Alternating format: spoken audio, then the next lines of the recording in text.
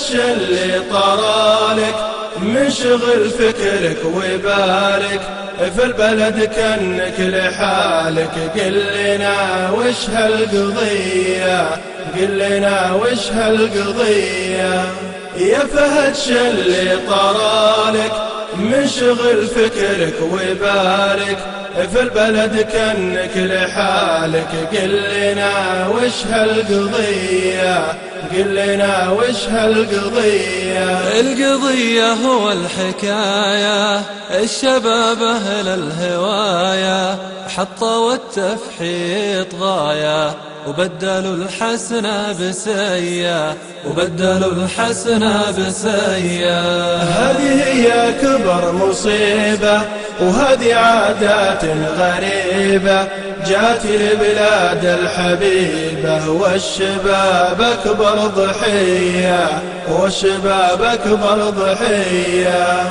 بسألك يا أخوي فارس وين تعليم المدارس، يحصد اللي كان غارس والليالي سرمدية، والليالي سرمدية.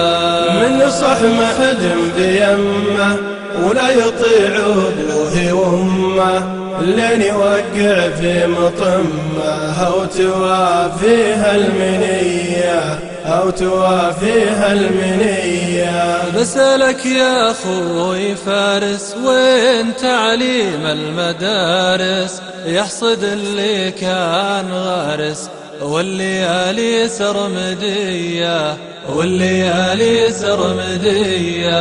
من صحمة حدم بيمه ولا يطيع أبوه وأمه، لين يوقع في مطمه أو توافيها المنية، أو توافيها المنية.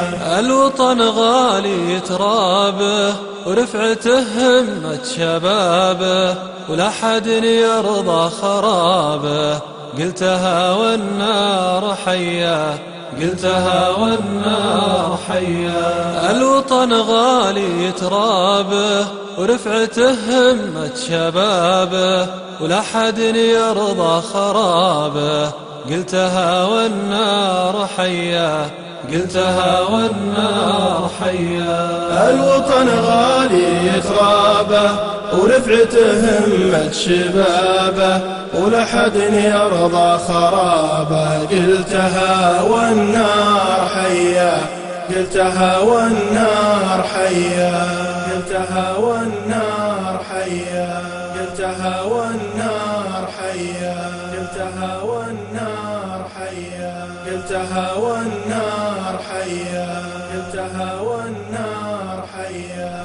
يا فهدش اللي طرالك مشغل فكرك وبالك في البلد كأنك لحالك. قل لنا وش هالقضية، قل لنا وش هالقضية.